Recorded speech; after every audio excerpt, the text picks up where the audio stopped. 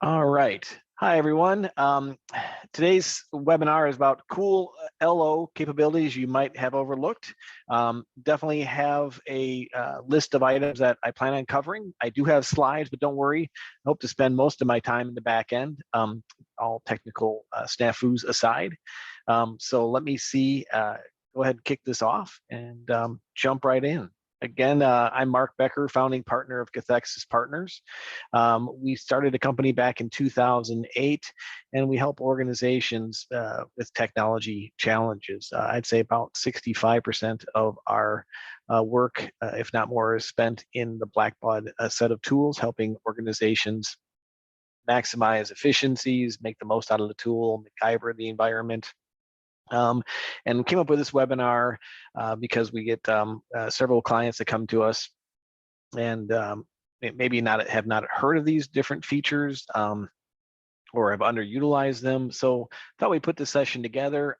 We have some specific items I'd like to go through, but also feel free to drop any of your own questions or thoughts in the Q&A as we go through this. And I will try to, I also have John on the line who's going to help kind of facilitate, coordinate questions and things, and also available to point me in the right direction when I click in the wrong areas. So let's go ahead and get started. So we're going to cover engagement factors, database configuration, dynamic asks and donation forms, the admin homepage. I don't think there's ever been an LO or TeamRaiser session that I don't always throw in something about the admin homepage, because I think it's grossly underutilized and could be very helpful for folks. Talk about site data parameters and the email interest and overall sign up and constituent preference center kind of environment, and also just some other enhancements. But most of these things that we're going to be covering today are items that you can cover and configure yourself at your own organization. No need to bring in a third party, but know that we are here to help out. And let's jump right in. So engagement factors. There's 10 available fields that you might not even realized are there, or you might have seen them and gone, what's that? They're available in the constituent record. And here's a screenshot of them right here. And I'll go into a live sandbox in a moment, but they're in the constituent record down under transactional information, engagement factors 1 through 10. And they're actually totally configurable. They're not set up by default. You have to set them up, but totally customizable and configurable by you on your end as the organization to meet your specific needs. They can either be simple counters to count items, and I'll show you examples of that here in a second, but this other screenshot shows, for example, email click-throughs. Give someone a point every time they click through on an email. And that'd be handy information to have, right? On a per constituent basis. They are viewable, again, like I said, in the constituent record, and usable in queries and reports. Let me jump over to the back end. So where we're going for this is under data management and tasks.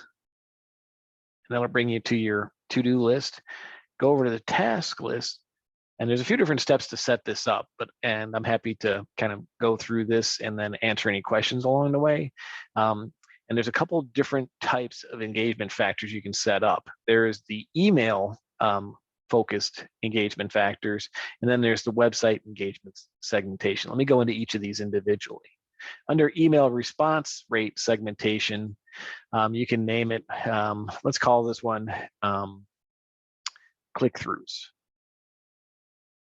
And then in the description, it is required and a good idea to have so that everybody knows what is actually being tracked.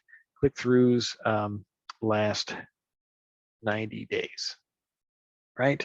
Leave it as a general security category, set it to active, and then which one of the 10 fields do you want to use? I'm going to use engagement factor 1, and then for every time someone clicks through in an email, I'm going to give them 5 points, but you can give them anywhere from 0 to 10 points on these.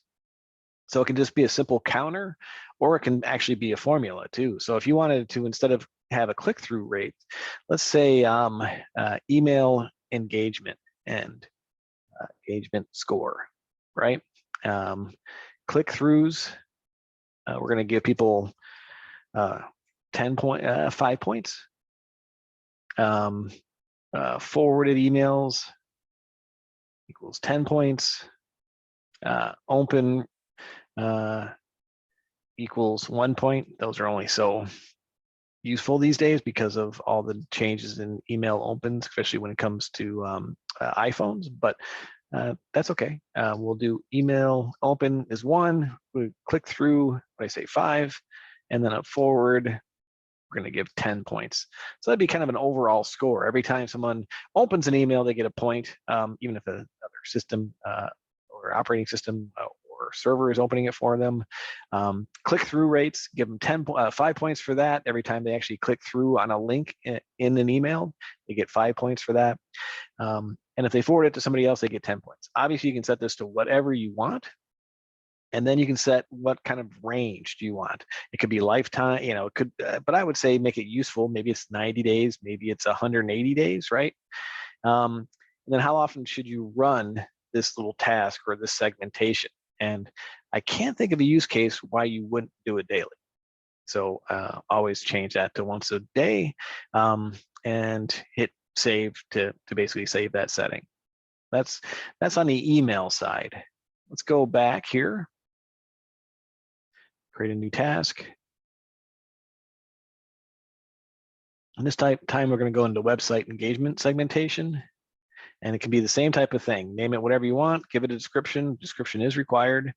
You can change this to category, security category, but we're not going to get into that right now. I'd say normally leave this just open and set it to active, assign engagement factor, one of those 10 fields, and then look at all the different things you can do here. When someone logs into the system, you can give them a point. If they visit a campaign, again, in a logged in state, right? If they give a donation, I'd say that's 10 points, right? Maybe an e-commerce purchase. If they've made a pledge payment, well, pledge maybe 5, right? Pledge payment 10. RSVP for an event, a ticket purchase, alert. These are advocacy alert responses. Team raiser registration, that's always good for 10 points. Survey submission, every time they submit a survey, give them 5 points. Tell a friend, I'm not sure if too many organizations out there using Tell a Friend, but it's still an option. And then you can actually create custom interactions. We're not going to get into that today, but know that these are the ones that are kind of there by default. And even just setting these up would be, I think, very helpful for most organizations. And there was a question asked, is this a feature for everybody? I'm not seeing it on my dashboard. Yes, this should be available in everybody's Luminate Online instance. If you're not able to see or access any of the places I'm clicking around with, it might be a security access issue. I was going to point that out here, especially when it comes to these setup items I'm going to show you in a minute. If you can't see any of these navigational options, it's probably due to your security access. Normally, I think it takes advanced site admin access to be able to do all of these configurations. At least one person at your organization should have advanced site admin access. I highly recommend that. And normally that is given out to at least one person in your organization, but due to turnover or whatever, that might have changed. So if you're not seeing some of these things that I'm talking about, and you should believe that you have the role that should have access to those things, definitely reach out to Blackbaud support to get the access you need. I did also want to point out that we are recording this, and I'm happy to share the slides afterwards as well. I think hopefully, if I do my job, the recording will be more useful than the slides, but happy to share that with you after the fact as well. So yeah, I think that's a great, Tara puts out a great point. Make sure that you get Blackbaud support to give the access you need. So those are how you set up engagement factors. And again, where you see them, this is our little sandbox, so the data is not active, and a lot of it is made up. But when you go into any constituent record, you should see, as you scroll down, Transactional information. And we've actually already renamed these. These are the engagement factors right here. And normally if they haven't been changed, it'll say engagement factor 1, engagement factor 2, all the way through 10 right here. How you rename those to make them useful. So the first thing is to set up your engagement factors, right? The next thing is to make sure it's kind of usable labels on the fields. You can go into setup, database configuration, and I'm glad we are coming here anyways because I wanted to show this as one of the items. Database configuration. Again, if you're in your own instance and you're not seeing this, that means you don't have the right level of access to view this. But know that either you should, and you can submit a case to Blackbaud support, or somebody at your organization does and can make the changes necessary to support you. So this is database configuration. Going to spend a couple minutes in here too, but as far as finishing the thought on engagement factors, those are underneath transactional information. And there's all this different fields. I'll come back to them in a moment. But engagement factor 1 through 10, here they are. And if you're not seeing them in your constituent records, that means that someone's come in here somewhere along the way and updated this to have it so admins can't see that, right? So there's all these different fields that are here by default, and engagement factors for one is an example where you can also rename them. Some of these you can't rename. They're set at the, you can't rename here at least. They're set at the instance level, but you can often change who can view these things, right? A lot of these fields, user can't see them or change them, but know that you can have control of a lot of these settings, and that'll become important again later in the session. So engagement factors, once you've set them up, you want to rename the fields to make them more usable for your staff to be able to glean information from them, right? So engagement factor 1, email received last 180 days, emails opened, email click-throughs. Again, I would focus more on email click-throughs than anything else, because that you can have a pretty confident understanding that that's an accurate number. They actually received an email, opened it, and clicked through on a link within that email. I think that's a pretty handy thing to keep in there. You decide how many days you want to kind of track of that on a running basis, and then it runs that on a daily basis or weekly basis, however you set up the engagement factor. So that is how you set up engagement factors. Then they can be used in queries. In addition to just being able to look up on someone's record how engaged they are with you, you can use them in queries and audience builds. So if you're starting to get a pretty big list of constituents and you don't want to really, you want to focus on the folks that are actually active with your environment, with your organization, you can look at the last 180 days and focus on specific email sends just to those people, and really tailor the audience and have a much higher recipient rate, probably help your overall email deliverability scores because it's actually being received by people that want to receive them and are interacting with your emails, and probably have a better response rate, of course, as well. Let me jump back over to here and see what parts of this I skipped. Yep, so they can be a simple counter again, 1 point for every donation, or for example, or they can be basically scorecards that you give people. Here's an example: email activity the last 3 months. You get 1 for an open, and then 5 for every click through, and then they keep a running score of that over the last 3 months. Here's another one: annual engagement. 1 for logging in, 10 for a donation, and all that is just weighted here. Oops, sorry. And shows a score in there and counts it for the last 365 days in this case. So really powerful stuff that we're not seeing enough organizations using, and hope you do consider turning those on and using them yourself. Database configuration, I kind of already started going into there, but it does allow you to create custom fields as well. Let me jump back over. So in here, if you have access to this environment, these settings, again, I would say definitely don't make any changes unless you know exactly what you're affecting, but nothing hurts. It doesn't hurt to have a look and see what's even in here by default. There's plenty of fields, default fields that might be here in your instance that just aren't turned on by default, and you can turn them on. You can also, again, decide who can view those and edit them. In most cases, some of these fields you're not going to want your constituents to edit, but maybe you want them to view them. Also know, as you go all the way down here, you have all these different sections, right? And then you have additional information. These are your custom fields.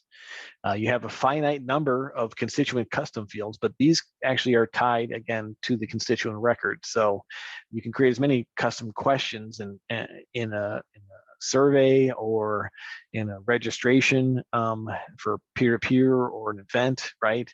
Or a donation form, but doesn't necessarily tie back to a constituent record. These are constituent fields that, there is a finite number of. So you have, for example, 30 custom strings, right? Text strings. Then you have a bunch of Boolean, on, off, yes, no type of things, right? A lot of Booleans, what, 40, 50 of them? Yeah, 50 of them. Number fields, you have 10 of those. Date fields, another 10. Monetary values, another 10.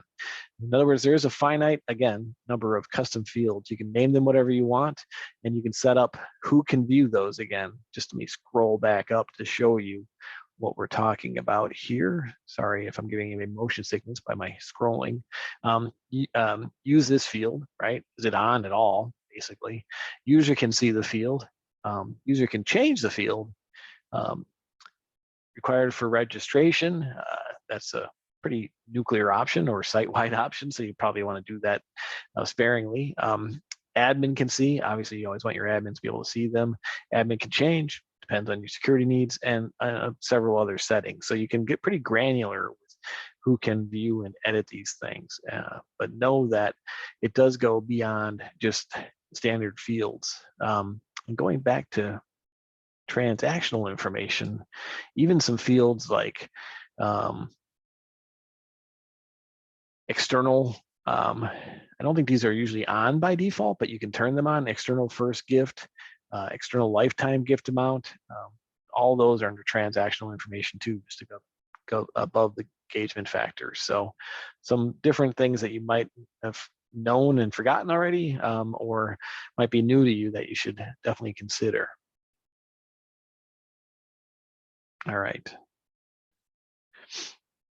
Dynamic asks. I think this is greatly underutilized as well. But normally, obviously, you have your donation form. If you have an LO donation form, if someone just visits the site, they're not in the logged in state, it has the giving levels, right? Maybe 35, 50, 75, 100, or whatever you might have set them up to. But why not customize that when you send out emails to folks so that, and have them auto log in when they've received that email. So when they click through to the donation form, first of all, they get a click-through count, but then you can show them different giving levels based on their giving history. And the reason I show you this is because you can base it on some of these fields, like last transaction amount, first transaction amount, and all of that. Let me show you how that's done. Fundraising, donation management, and let me go to any donation form, one of the newer ones at least. We have all kinds of things scheduled in here. I won't make any changes, so I won't mess with my team's testing. All right, so bronze, silver level, silver, gold, those are the default kind of levels that come with it. Go into any of these defaults or create a new donation level. And you can have a fixed gift amount, let's say 50, but also let's calculate a dynamic ask instead, right? So this is how you do it for each giving level, just calculate a dynamic ask. So the user use this value for donors who are not logged in. We'll stick with 50. for donors that are logged in, let's go with transactional information, and let's go with last transaction amount. You can do a variety of different things, but I think that's as good as anyone. And then let's increase this by 5%. So if they gave, say they gave $50 last time, why not ask for 5% more? And then you can add a certain amount. So all kinds of fun with math here, right?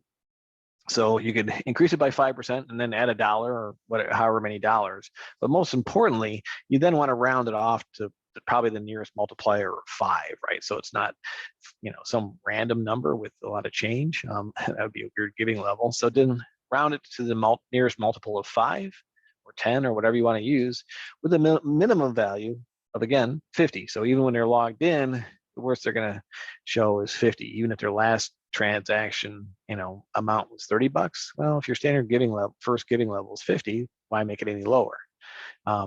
Maximum level, we're going to leave this to the max, and then you have all the other standard donation form levels. So then you'd go do this for each of your giving levels, right?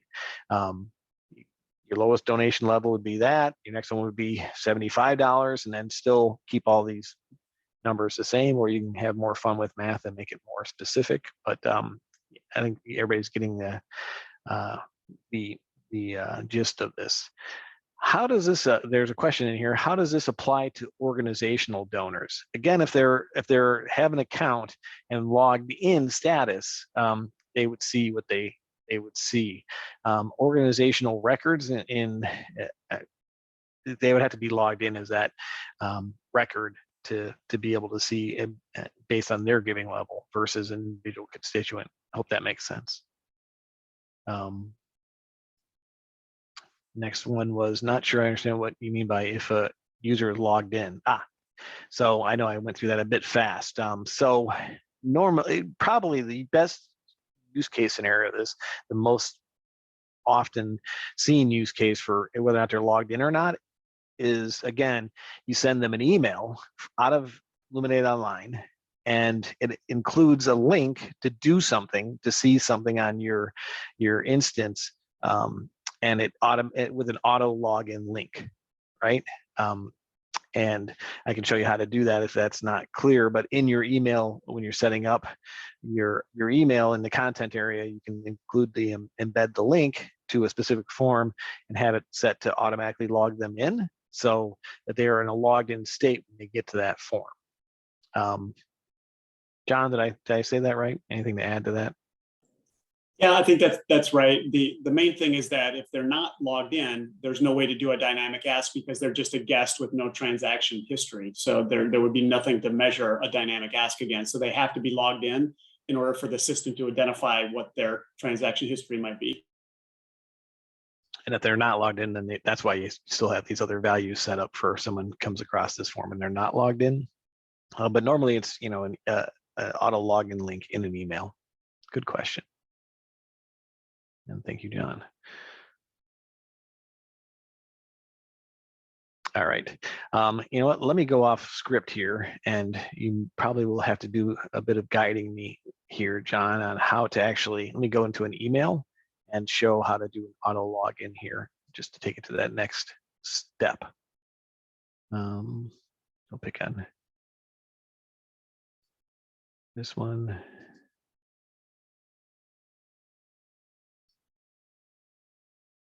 Get down to HTML content, I believe. Let me know if I'm going in the wrong direction here, John. And what do I want to do? I want to put in, nope, I don't think that's right. If I wanted to put a link to a donation form and have people auto log in, so, oh, well, that's just a login information, but you donation don't want to do that. Right there. Yeah, there we go. Thank you. Oops. I think I clicked the wrong thing. You're in components, Mark. You might need to back out and type some text and then highlight the text that you want to link.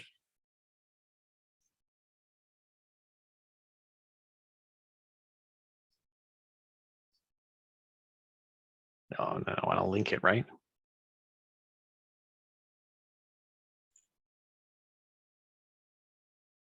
And then browse links. There we go. And just put any one of these in here. Ah, there we go. Right. So yeah, anytime you add a link, there you go. Hopefully I didn't do that too quickly. Mark, go ahead and add that and then switch to the use plain text editor in the upper right of that WYSIWYG. Sure, let me do this again.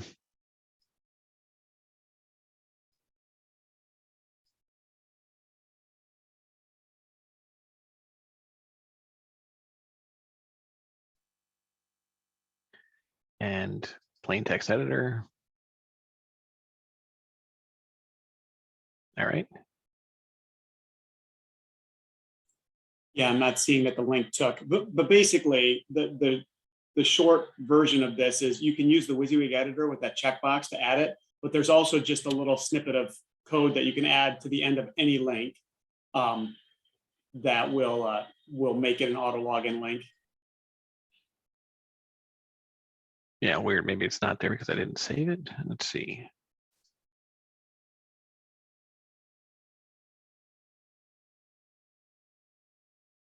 No, that's okay. Hopefully you get the, yeah. I just put it in the chat. It's just basically if you add end auto login equals true to the end of the link, it'll make that link. That's all that checkbox is doing. And then the system, if it's a valid constituent, will recognize that person and log them in automatically.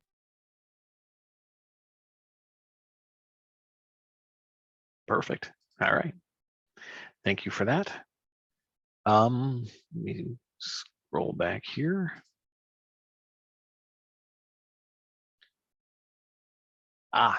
One of my favorites, the LO admin landing page. Again, what we're talking about here is anytime you log in or anytime you click back on the logo in the upper left-hand corner, it takes you back to the administrator homepage, right? Most of you are used to seeing this or some version of this. I think we've messed with ours a bit over time. But all this is another page builder page that is totally customizable to you. And I highly suggest you customize it because there's specific things that you do on a regular basis. So you'll want to, you can create links to shortcuts to shortcut you to a specific campaign or an email or a form. So you can edit it or a specific report. And where you do that is under Content, Page Builder.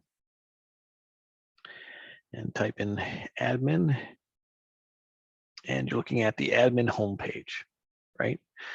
You don't want to edit content directly, just like any other page builder page. You always want to hit manage first. So you're actually going in and managing the different versions, and that's what we're seeing here is all the different versions of this page. So what you'll want to do is find the active one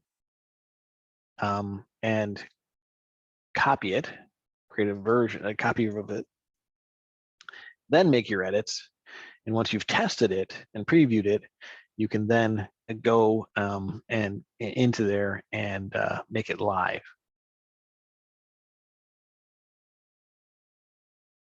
And let's see, someone asked me if I can hide my chat bot. I wonder where that is coming up.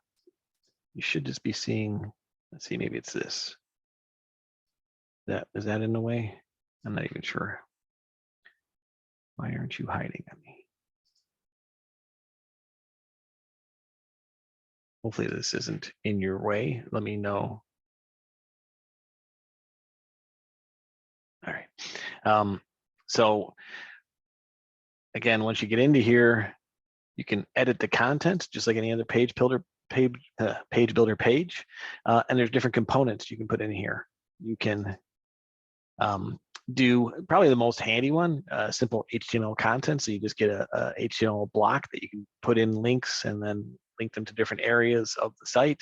Or you might want to do maybe a team raiser list if you do a lot of team raisers, or you might want to do report results, right? There's certain reports that you can also set up to have automatically show the results.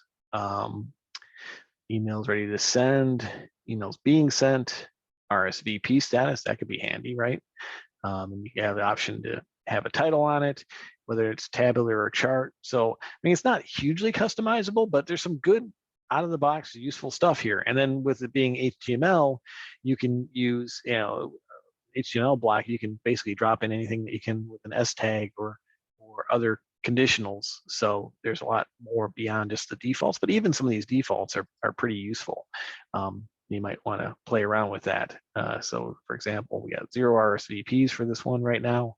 Again, not an active site, but that gives you an idea, and you can just continue to add different components all the way down here.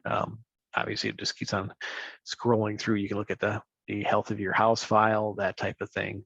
So there's some good default pieces in here. And again, you can customize it as much as you want using the HTML block.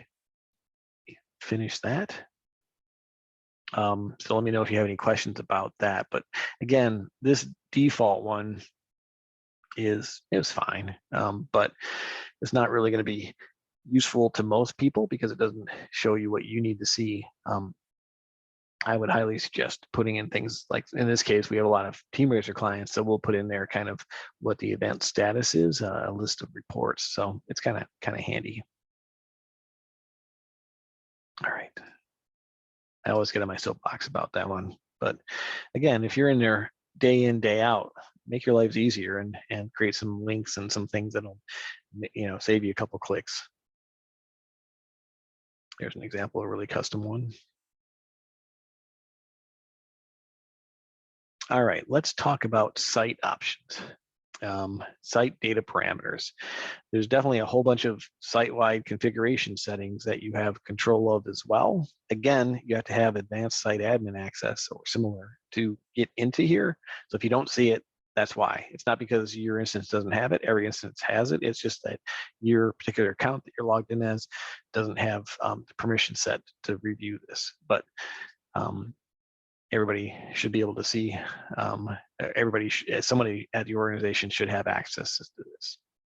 And this is where you can set up things like site name, default site email, and so you can have it some of the different modules will automatically pull in these elements, so you can control what that says instead of having to always type over it. If your organization has changed, you can just fix it here. So it'll automatically, anytime it defaults in, it'll be corrected. Organizations quite often are merging with others or changing their names. So this is how you would go in there. You can add keywords for site-wide Google Analytics codes, tax ID, create your API key, even the WYSIWYG site percentage font. John, I'm going to put you on the spot again here. Is there a specific reason? Is it just kind of a preference thing what the font sizes are defaulted to, or you just find this handy? What's the reasoning behind this? It's just a preference, and so there's no right or wrong on this. The default, I believe, is, sorry, you just went off that, I think is %. And it has caused confusion for some of our clients in the past, like why is my font size not 12? Well, and it's because it's working off a percentage rather than a point. So for people who are more used to using specific point sizes, it just reduces that confusion. But there's no right or wrong on that. I like it. And obviously, I mean, look at all these different, I just have it set to view all the site settings. There is a ton, right? So I'm always doing a Control F on my browser to then type in like WYSIWYG, and it'll show me all instances of where WYSIWYG, and this is the one you're talking about, right? So yeah, it won't default to that percentage. So some of these things are configurable and worth looking at. Again, don't make any huge changes until you know what the side effects are going to be, but just know that there are some elements that you have control of, and you should know what your options are. I'd also say that there's a complete, whoops, not that. Where am I going? Under setup. Product configuration is another area. I didn't put this one specifically in the session, but since I'm here, also under setup, product configuration, this is the default message catalog. So any default language you see, like on a donate form, maybe it's donate or submit, you can change that language in here. So anytime you get a, by default, you don't like the language on a button or a section that is obviously system default, you can search by that exact language or a portion of it and show all instances of that, and then you can update it and change it site-wide. So again, this will be changing it site-wide, so you want to make sure that it's applicable to each of these in every instance, and not something campaign specific. All right. Let me go back to the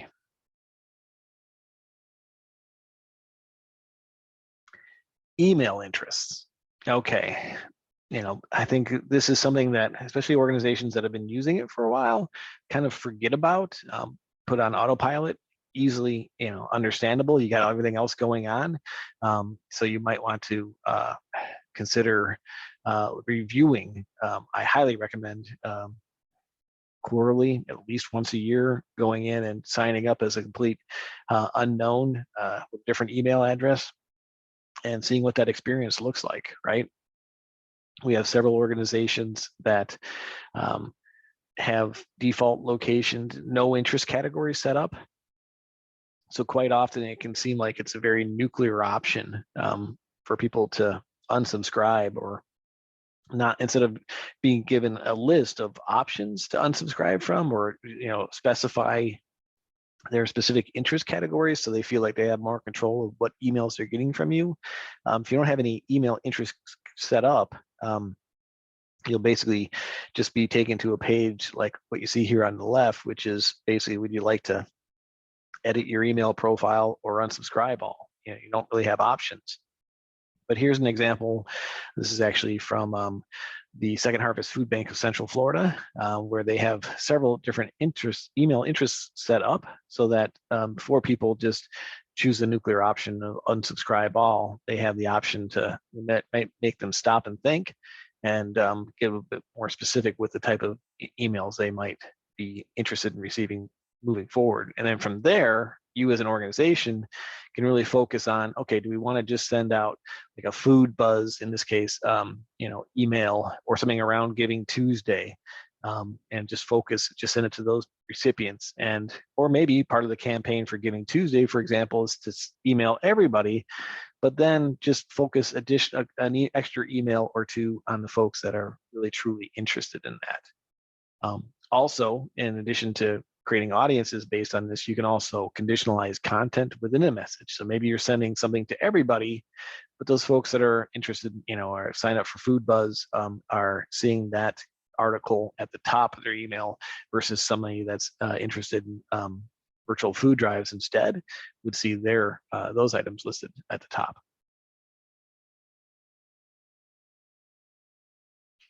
All right. Along with that, also think about your constituents preference center, right? So update my email profile, that will go to somewhere where they can basically update their constituent information, but you can kind of expand that into something more with more variables, right?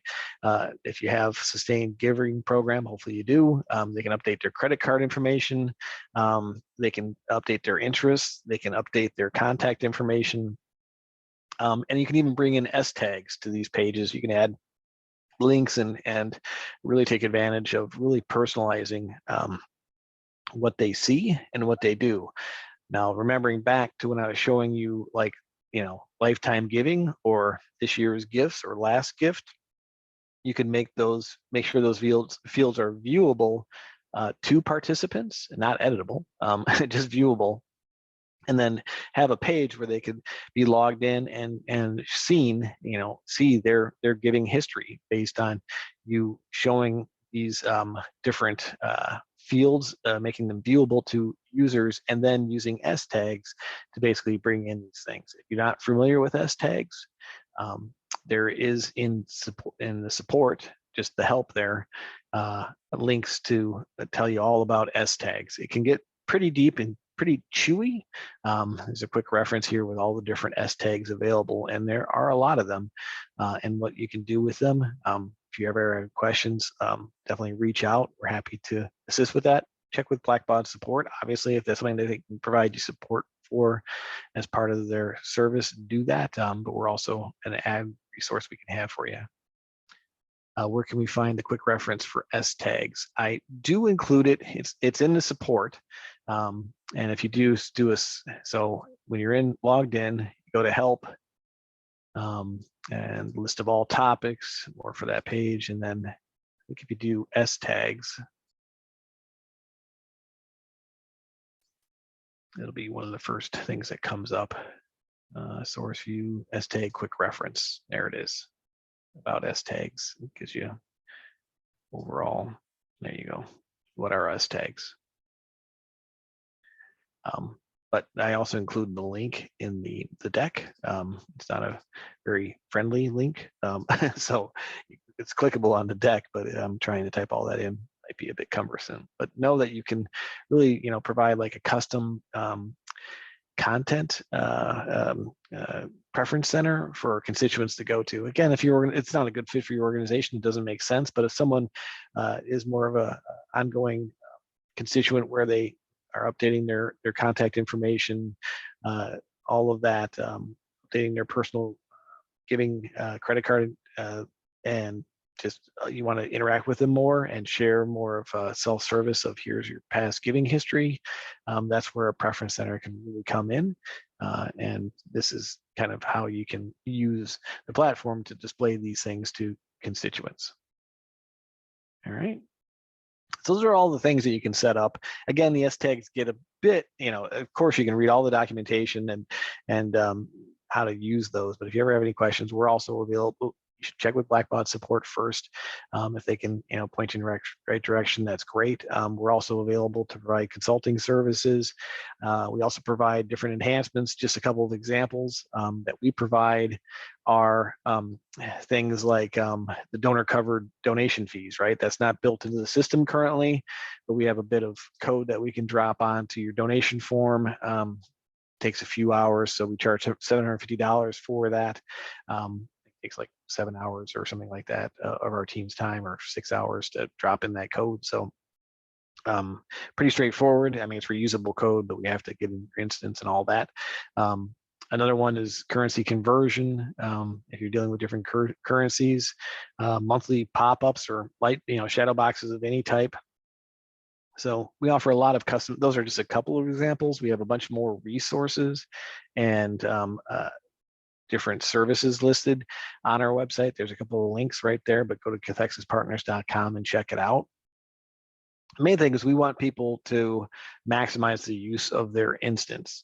We do these type of webinars to hopefully give you some ideas and give you some additional support to empower you to do that on your own. But when the lift gets too big, or you just want to not do that yourself, and we're here for you whenever you need any assistance. So I know I went through that super fast, hopefully not too fast, but covered a lot of different items, and happy to answer any questions or other topics, things that you thought should have been in here that we didn't consider, or if you have any more information or just want to share anything else, definitely feel free to drop that in the chat or the Q&A, and we are happy to answer those. Again, we'll follow up, have this recording available, and can also share the deck. But thank you so much for joining us today. And if there's no questions, I'll just leave it on here for another moment or two. But thank you all so much for joining us today. Hey, that was pretty efficient, just over 45 minutes. So thanks, everybody. Hopefully you got something out of this, and look forward to seeing you out there in the real world soon.